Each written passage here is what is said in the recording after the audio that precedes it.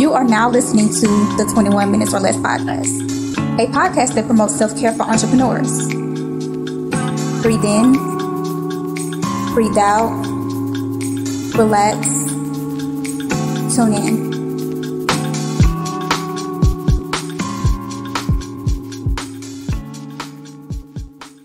Hey everybody, welcome to the 21 Minutes or Less podcast. I'm one of your co-hosts, Keisha Milana. And I am your other co-host, Nikia Smith. And today we are talking all about avoiding loneliness. So I know it's the new year, it's 2023. So this could be a really joyous time for a lot of people, but it could also be a really lonely or isolating time for a lot of other people who may be mourning, who may be grieving, or just, maybe they had a hard year. They're not excited for the new year. So this episode is going to give you some tips to be able to, try to not bask in your loneliness and try to just reach out and find some communities to support you.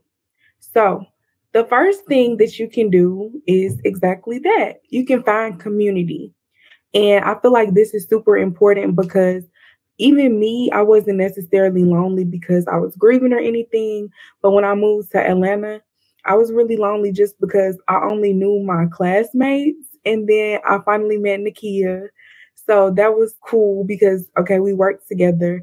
But besides like classmates and workmates or peers, I was really lonely. Like I didn't go out a lot. I didn't have a lot of like people to hang out with outside of a school environment. So you never know what could be a lonely or isolated environment for you. And I know education in school can be a big one for a lot of people, especially if you're far away from home. So yeah, the first thing you can do is find your community. And this can be through social media, finding the people that you might be able to link with and support each other online. It could be Facebook, those people who always comment on your status, the people who like your stuff on IG. You never know how much y'all can actually connect beyond just social media.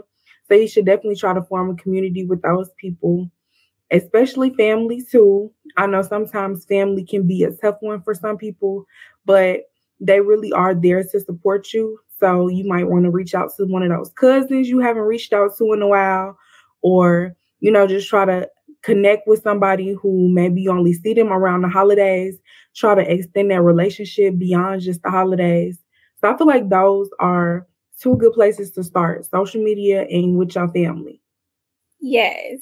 I also would like to add another alternative, which is called Silverline. So Silverline is a free and confidential opportunity for you can talk to someone about how you're feeling or anything else you'd like to talk about. This does not substitute therapy, so keep that in mind. So this is just a free resource for you to reach out to somebody if you just need somebody to talk to, and it's confidential. And if you want to talk about something that you don't want anybody to, relay back to another person, but you can't get in contact with a therapist at the moment, this can be a good alternative. Also, people always talk about social media, but LinkedIn is a really top tier social media platform that many people don't talk about. And a lot of things that I see that are happening now is called either tea talks or coffee chats. So this is just you connected with somebody in your industry or an industry that you want to get into, and it's completely free. You just get to know one another and network, and maybe a job can come out of it, or maybe just find a new friend. And of course, our old faithful Meta, Facebook. There are tons of free Facebook groups on Facebook that you can just whatever topic you desire, you can find it on there. And so those are just some other alternatives you can think about when you're trying to find community. And not to mention networking as well, whether that's in person or online. There are a lot of opportunities for you to do that. Yes, a support group can be a really good way for you to connect with people who are going through the same things you're going through. And then LinkedIn is a gem. I recently just started being on LinkedIn more. And a lot of people are just super into their careers, super into like learning how to build new skills, super into professional growth. it's especially good if you're looking for opportunities and, being able to find some things outside of your normal industry. So I definitely support those as well. So another thing that you can do outside of building community is going to concerts. This is one of the things that I love to do. You can go to a concert with other people, or you can go by yourself, and then in hopes that you meet somebody there. So there are like different things you can do. Concerts for me are very huge. I have both been with other people, but if I couldn't find anybody to go to a concert with me, I went by myself. For example, J. Cole had a concert. I wasn't missing it for nobody. And then I drove, I think, an hour and 30 minutes out just to go to his concert. And I enjoyed myself. I had good seats and everything. So don't be afraid to just go out by yourself. But even though you're by yourself, you are still in community because there's other people around you there enjoying the music with you and vibing. Yes, I have went to concerts by myself and with other people. And honestly, I did meet some good people when I went by myself. It was the Drake concert from his album Scorpion. Everybody act like they didn't want to go, but I was not missing that concert, like you said, for anything in the world. So I went, and that was honestly the best night of his whole concert. It was the closing night. He had Gucci, he had Lil Baby, he had Carisha, he had everybody. So I was not gonna miss that. But I also have recently went to a concert with my friends, and that was cool too. It's just about what you're looking for. And for sure y'all gonna have something in common because y'all at the same concert. So yeah, I definitely support that. Another thing that you can do is also volunteer. I feel like volunteering is a good way to not just, not be lonely, but it's also a good way to give back to the community at the same time. So for me, I know recently I was volunteering at Head Start, which is with like preschoolers or before preschool, like 3 to 5 year olds. And it was very rewarding. I felt good every single time I left. They were a lot at times to handle, but it's so fun like watching little kids play with each other and watching them grow up. And a lot of times they looking for volunteers because the education systems, even at like preschool, are super, super understaffed right now. So a lot of times all you have to do is like go get a background check and then they'll clear you to volunteer. You can come in as much or as little as you want. And you just help with regular stuff like helping them pass out lunch, getting them ready for nap time, helping them in the playroom when they want to play with people and, maybe everybody don't want to play with other kids. Maybe they want to throw the ball back and forth with you. So it was really, really fun. I've also volunteered at schools to be like a cheerleading coach. So if you could get involved with like extracurricular activities, that's also a great place.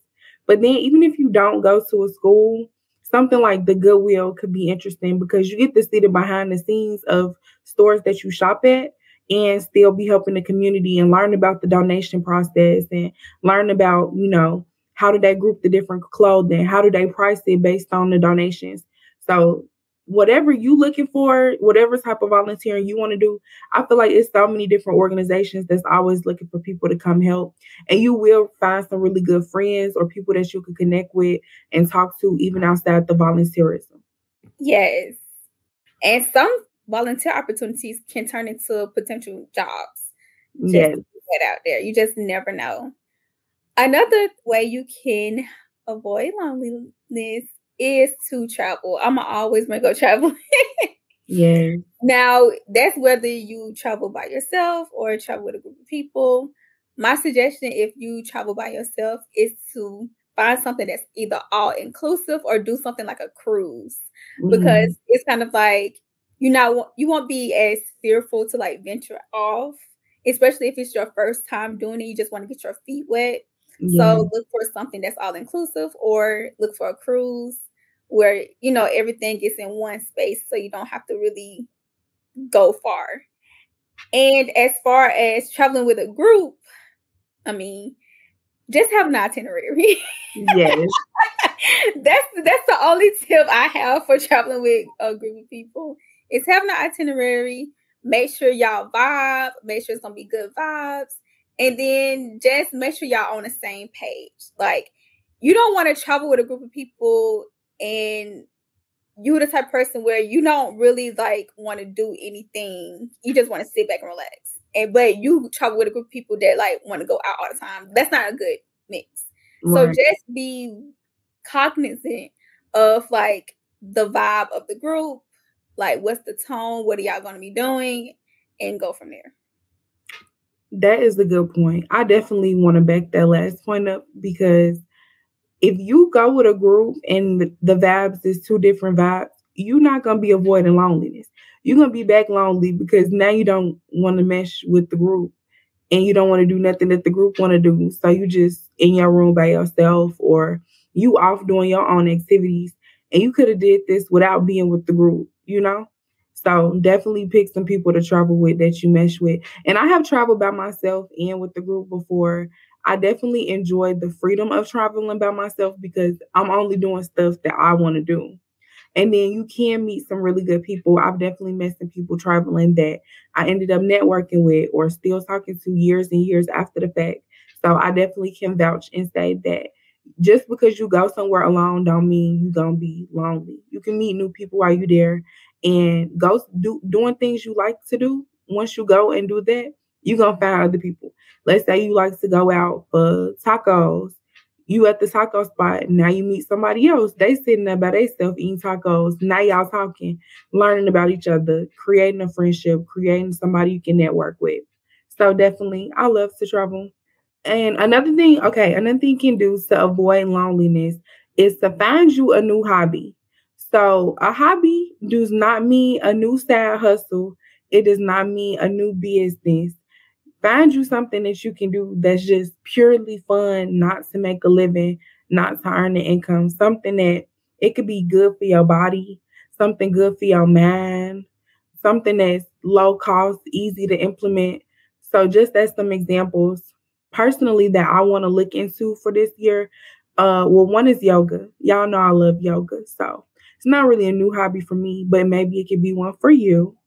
And it's different types of yoga. It's hot yoga. It's slow flow. It's aerobic yoga. So don't be afraid to try different types of yoga too, because I know it's some yogas that I don't really like, but then it's some that I love. So find what works for you. Another thing is journaling. I feel like journaling gets so much hate from people, but journaling is such a good way to like track your emotions and just to actually like remember your life and remember what was going on specific days. So I am definitely advocating for journaling this year. It's so easy to do. It's low cost. It's really free if you think about it. Like if you already got some paper, you already got a pen, you could journal on your phone and your notepads. So I know we be saying journaling a lot on here, but literally it can help you. And it's different types of ways to journal. So just like with the yoga, it might be a way to journal that you haven't thought of. Maybe you want to just put notes in your calendar for each day to see what was going on. Like that might not be a traditional form of journaling, but it's still something that you might like just to get tidbits of what went on that day and how did you feel. Yes, I agree with that. As a creative, everybody's saying you need to make money based on the things that you create. And I just don't believe that. I mean, if you make money off of it, cool. But sometimes you just want to do something just to do it. And for me, that's writing. For me, that is creating journals that I probably won't ever put out, but I just create them.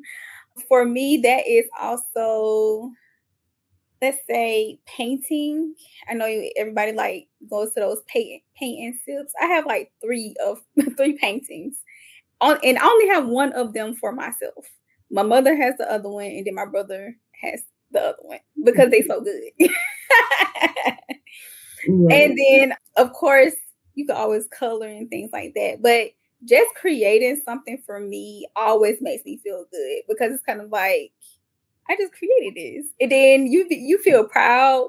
You want to show people. But yeah, and then once you do something great one time, it makes you want to do it again and again and again. So yeah. Another hobby, or not even hobby, something else you can do to be able to avoid loneliness is read a book. So I know that some people might not be as interested in this. I know for sure this is not something I want to do right now because I already read so much just for school. So I don't really have that same spark and passion. But if you have some time on your hands or if you want to get lost in something, some people like movies, some people like books. You could get you a book that's gonna be able to maybe take you on a journey or show you a different story than what you might be living at the current time. Or maybe you want to look at something historical, or maybe you want to read something that's going to help you personally to help you grow, maybe professionally help you grow. Yes, I totally agree. So for me, what I just did was I reread my journals because I feel like in order to move forward, you have to reflect on the past. So I wanted to do that. I did that for the new year. And then what I did was I took some of the things that I wanted to carry to the new year. I wrote it down in a separate book in order for me to start the new journal. So it's kind of like some of the things that I didn't accomplish, but I wrote down, I'm carrying them on to the new year's to accomplish those things. So that's one thing that I did as far as reading. Yes. And another thing that you can do if you just lonely for real, either get your pet or pet sit for somebody. Yes. That's all, pets, whether it's like a dog or a cat or anything of that nature, they are very good companions. And they are non-judgmental. And they're going to love up on you as long as you take care of them. So if you don't want to take the responsibility of owning a cat, you can always reach out to somebody who owns one. And if they travel or they just need a break, say, hey, I'll, watch your pet for you for, a day or two and then, give them back. Absolutely. I love watching my best friend's dog. I call it my dog, but it's really not my dog. But yeah, I love the dog like it's my own, but I don't have to like walk it and like clean up poop and stuff. So I second that. If you're not ready for a pet, because they expensive too, depending on what kind of pet you have. And if you really love your pet and take care of your pet. But definitely can get a pet or pet sit. I pet sitted my friend that lives where I live for my PhD program. I pet sitted her dog for a weekend and it was pretty cool too. And then I was actually having to walk in and stuff and pick up poop. I was like, I could get this back in 2 days. So definitely recommend that. And then the last thing I would say to avoid loneliness is try gardening or being in nature with some plants because this can help you might not think of it as a living thing, but plants are really living things. So you have to like talk to them and water them and put them in enough sunlight. And it just helps you to feel like, okay, I'm here with another living creature, even if it's not a person or an animal. And I know for me, like I get really into my plants now. And like I have a lucky bamboo. I'm actually about to repot it for the new year. But you start wanting to like treat your plants good and I'm gonna get you a new pot or okay, let me move you to a better spot. You need some more love. So again, it just helps you to feel like, okay, I'm not alone. I got my plants. Like I care about them. They care about me. We care about each other. Yes, I totally agree. And if you're one of those people who feel like I don't have a green thumb, I'm scared, I'm not gonna keep it alive. There are certain plants that they won't die. Not to say you can't just like water them and stuff, but some plants are hard to kill. So if you kill that plant, you might just want to get out. Sit this out. But you can always Google like plants that are good in any environment, whether it's outside or in the house. So just to get your feet wet, get started to see how that goes and then advance to more, plants where you actually have to take care of them. So baby steps. Yes. I don't have a green thumb. I had to start with the lucky bamboo because my other plants, I did kill them before. But this one I'm doing great. Like we have a great relationship and I take care of it. So yeah, start with something like some bamboo or something very low maintenance at first, and then work your way up because plants do require a lot of attention depending on what type of plant you get.